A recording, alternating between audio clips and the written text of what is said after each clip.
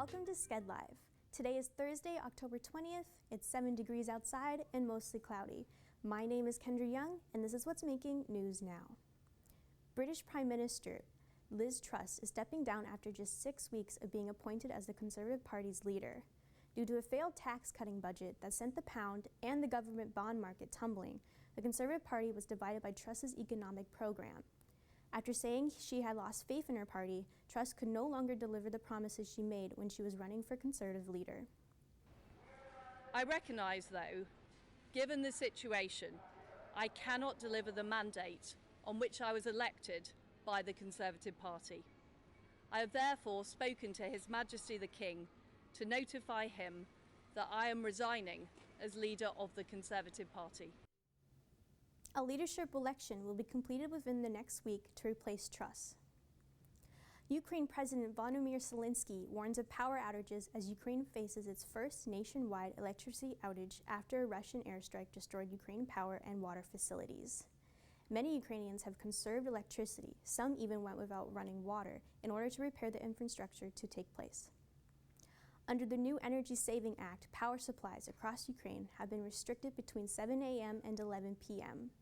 Russian President Vladimir Putin introduced martial law on Wednesday in 4 Ukrainian regions: Luhansk, Donetsk, Zaporizhzhia, and Kherson. He says these regions are now part of Russia.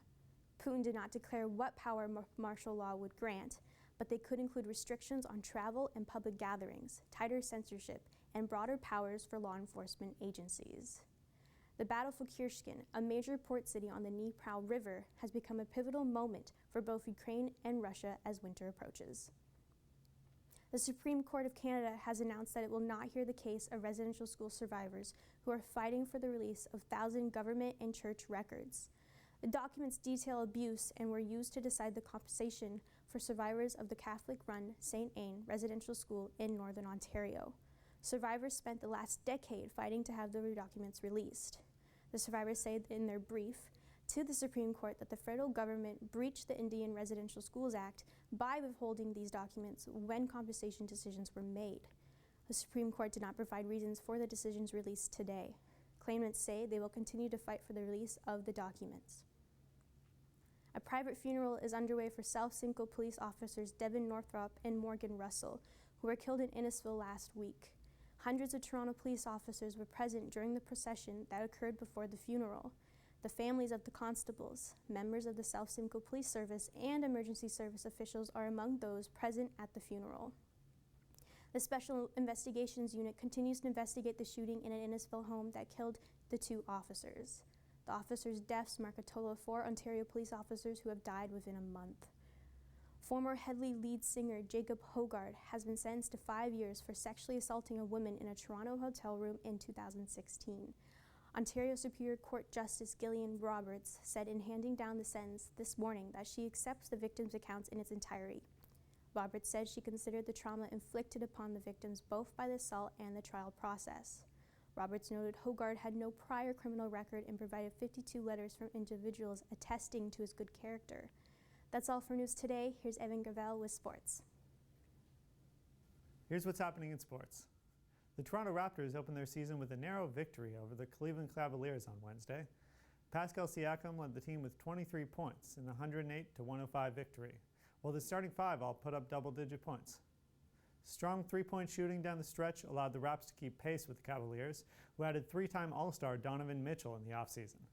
With the Cavs playing full-court press in the final seconds, Scotty Barnes made a pass under the basket to Precious Achiuwa, who dunked it in to seal the victory.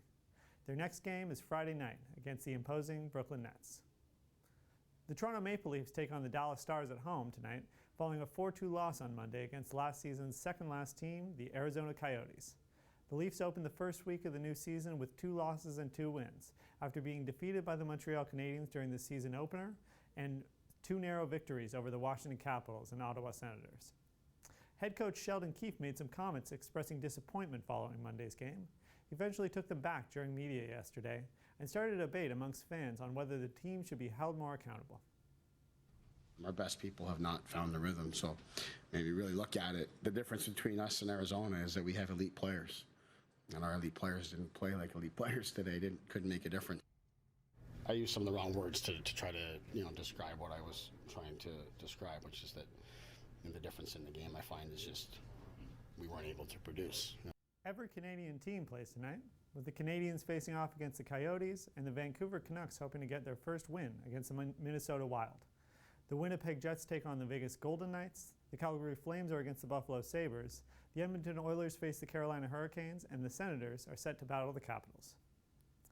While Max Verstappen celebrates his second consecutive F1 driver's title, controversy swirls around his win last season.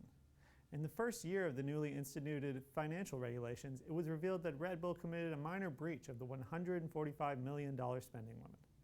This means that they spent up to $7.25 million over the allotted amount last season, which is a breach of the rules. Unlike the NFL or MLB, where overspending is simply penalized with a luxury tax, F1 forbids teams to go over this amount and has consequences for exceeding it. 2021, having been the first year of the newly instituted rules, leaves questions about how the penalties can be enforced. Verstappen beat Mercedes driver Lewis Hamilton by only 7 points, so any penalty incurred could lead to the title being awarded to Hamilton retroactively. That's all for sports. Now to Maya with entertainment. And here's your entertainment news for today.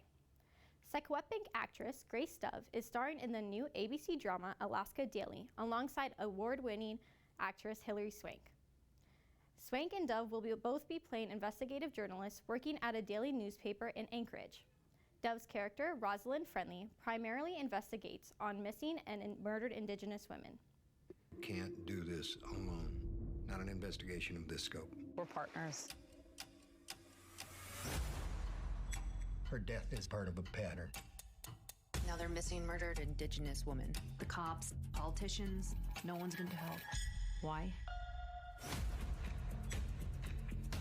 They found her under that boat. What do you think? I think I'm angry. Dove says this role feels meant to be, as it is a very personal part of her life, her family's, and her people's. The show was created by Tom McCarthy and is based on a series of articles written about sexual violence in Alaska for the Anchorage Daily News by reporter Kyle Hopkins. Dame Judi Dench wrote a letter to the Times criticizing the upcoming 5th season of The Crown, saying it will present an inaccurate and hurtful account of history. Dench expressed concerns of viewers overseas taking the show as a true representation of history. Dench is calling for a disclaimer for the show to inform viewers of the inaccuracy of events portrayed, but Netflix has already stated in 2020 there will be no disclaimer. The actress says it is time for Netflix to reconsider in order to show respect to a sovereign who served her people for 70 years and to preserve its reputation with British viewers. Both Taylor Swift and Carly Rae Jepsen will be releasing new albums tomorrow, October 21st at midnight. Swift announced her album Midnights in August when accepting the Video of the Year award for her short film All Too Well. In her tweet announcing the album shortly after the award show, Swift described her album as the stories of 13 sleepless nights scattered throughout her life.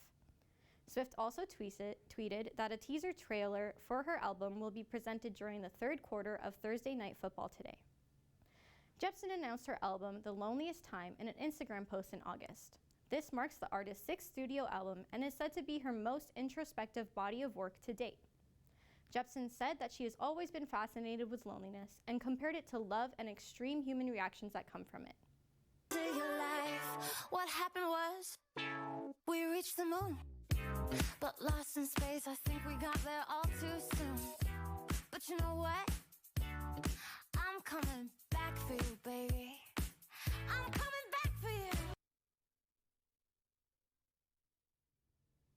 That's all for news today. I'm Maya Miskew.